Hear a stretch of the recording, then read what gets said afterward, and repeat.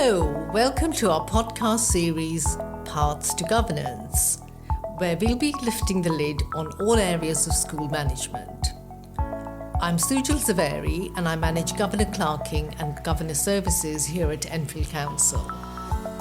In each episode, I'll be talking to people who are involved in school governance, exploring why they joined us, and delving into the key themes and issues that we grapple with each day. Today, we're going back to basics. We'll be exploring what it means to be a governor, what it involves, why it's such an important role, and what motivates people to do it.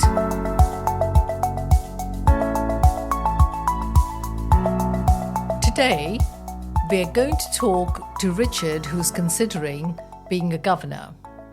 Welcome, Richard, and thank you for joining us today. You're welcome. Now, without further ado, let's dive into the questions. What has made you think of volunteering roles? Well, I'm approaching retirement and it sounds corny, but I want to look to give something back. So I've been looking at various volunteering roles and also just to keep myself busy, really. And what skills do you think you could bring to a school? Well, I've been working in industry for most of my life. I've also run a business myself. So I think some of those skills might be useful to a governing body. Don't really have any experience of education, though. So can you just extrapolate a bit more on what these skills could be? What kind of job had you done, for example, previous? I worked in IT and in management, so I think quite good at planning, coming up with ideas and also working with other people in that sort of situation. And have you got any idea of like how a school could make use of those skills? And have you got any idea of what a governance role would be and how you could use those skills? I'm guessing that I'm hoping there would be some degree of training in governance, but that I could use my financial skills, leadership skills, and hopefully they would be able to fit me into the team as best they could. A little bit worried, I suppose, that as a new person on the governing body, they might get you to do minutes or something like that. I think I would maybe feel a bit bored doing certain things like that, so a little bit apprehensive. So as far as taking the minutes is concerned, you would certainly not be expected to do minutes because we have professional minute clerks who do that. Okay, that's good to know. And we have got a really wide training program. So we have training that's done in person, training that's done online. There are loads of modules that you can do online when there are recordings that you can listen to. Okay. So the resources are extremely wide. There are also many governance charities that provide resources and podcasts and videos. So, and you've got your clerk who will help you through this, and you've obviously got me, I'm the governance manager, and I help with training and so on. So that's the training side tackled with.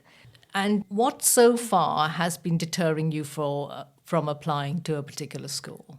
I suppose I'm a little bit worried that being on the governing body, things might get a bit political. I've spent a lot of time dealing with office politics, and in some ways I don't want to go out of the frying pan and into the fire. So I'd be a little bit concerned about that. I suppose the other thing is perhaps that if I was on a governing body where perhaps they didn't respect our own time and meeting times were maybe changed at short notice, that type of thing. I have done some other voluntary work before, and I felt that sometimes because you're doing it voluntarily, in some cases people don't value your time and think you've got all the time in the world. I suppose the third thing would be really wanting to make a difference and a little bit sceptical that perhaps governing bodies are just there to rubber stamp what the head teacher wants to do. So again, just to reassure you, as far as the time of meetings is concerned, most schools are encouraged, and definitely most schools will do schedule meetings almost a year in advance. And changing meeting times, sometimes this is unavoidable because, for example, if the meeting is not quorate, then we may not be able to go ahead, but your time is considered valuable. But it's something that we ought to bear in mind when we are recruiting governors. So thank you for bringing that to our attention. As far as the politics is concerned, every group of people has people with different personalities, but on the whole, this is managed quite well by the chairs of governance. But what I would like to tell you is that before we assign a school to you, what we mostly do is get you to go and observe a school where there is a vacancy, and then you'll get a chance to see whether that group of people aligns with your values, whether you feel you could work with them. And if you don't feel that that's the case, then we could introduce you to a different school. There are almost 100 schools in Enfield, so there is no shortage of governor vacancies, for example, no shortage of schools where you could try your luck. And we absolutely value the time and effort the governors put forward, so we will make sure that you get the best match for yourself. With regards to rubber stamping, most of what governors do is challenging the school, challenging them in a kind way. So you are there to support schools, but you are also there to make sure you oversee the strategic direction the school is taking. So absolutely, you are correct in worrying about the fact that you don't want to be there rubber stamping. And I'm here to assure you that you won't be rubber stamping. You will be making a difference, and with the support of the local authority training, with the support of the other governors, we ensure that the accountability that governors expect from schools is delivered. But at the same time, we expect governors to carry this out in a kind and supportive way.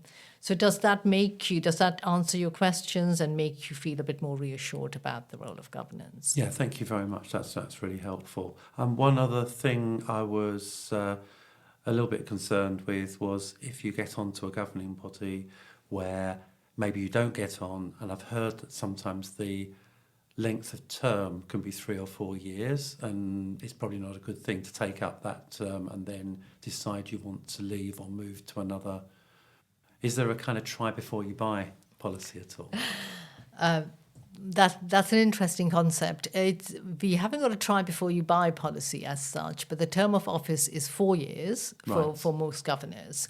However, I have to say that if something happens in your life, for example, some people move house, some people move cities, then obviously there's nothing to stop you leaving that governing board.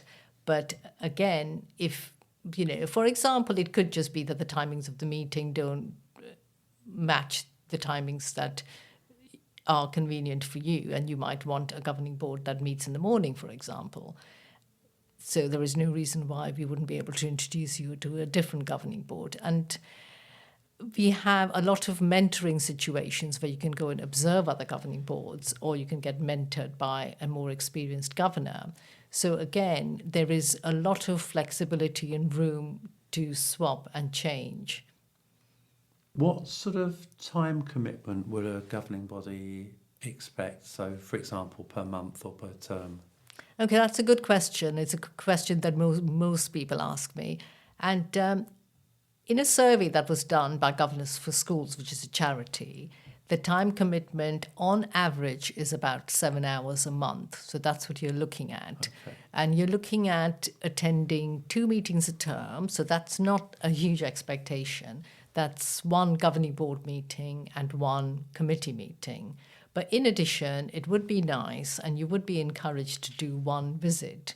So, for example, if you're link governor for safeguarding, for instance, then it would be nice if you could go into the school once a term to make sure that the safeguarding procedures are in place, and talk to the DSL, which is the designated safeguarding lead.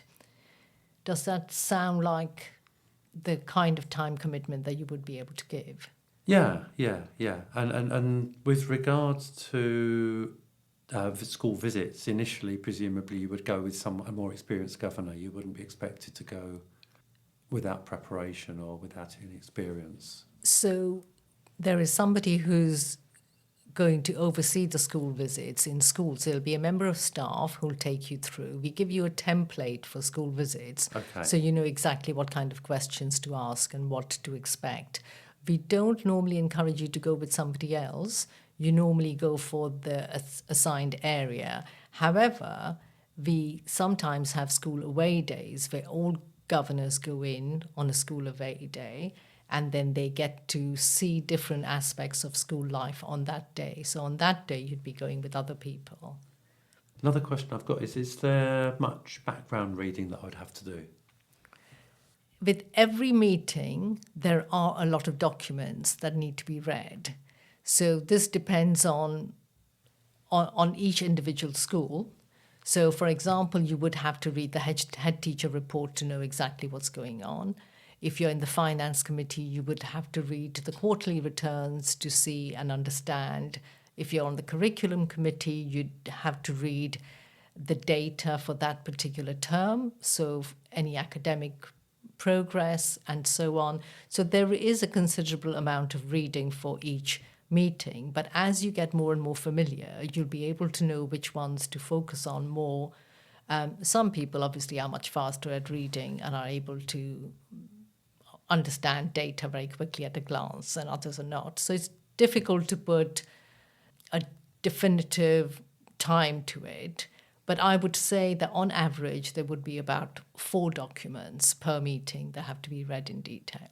Okay. You mentioned about when you get familiar with the processes, what type of training is available? Is that amongst the governing body, or is there formal training courses that you can go on?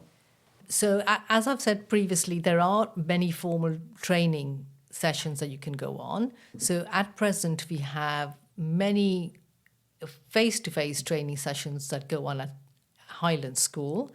We also have many training sessions that we put together for governors online.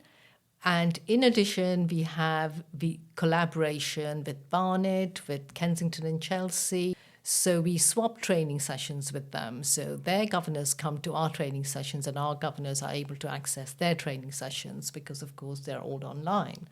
What this means is that you have much richer conversation because there are a lot more people on the sessions.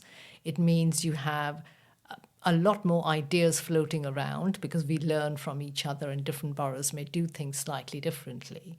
So there is an enormous expanse of training available. But beyond all of this, the best way to learn is to attend meetings and observe what other people are doing. And by the end, I would say that on average it takes about a year to get to know the cycle of what goes on in a school. And if you are able to observe and engage, we all have skill sets that we are not even aware of. And I'm sure you'd be able to engage and ask relevant questions in meetings regardless of training. Okay, thanks very much. So, have I finally inspired you to join a governing board is the $1 million question. Yeah, I think I'll give it some serious consideration. Thank you. Thank you very much. Very helpful. And thank you for joining us today.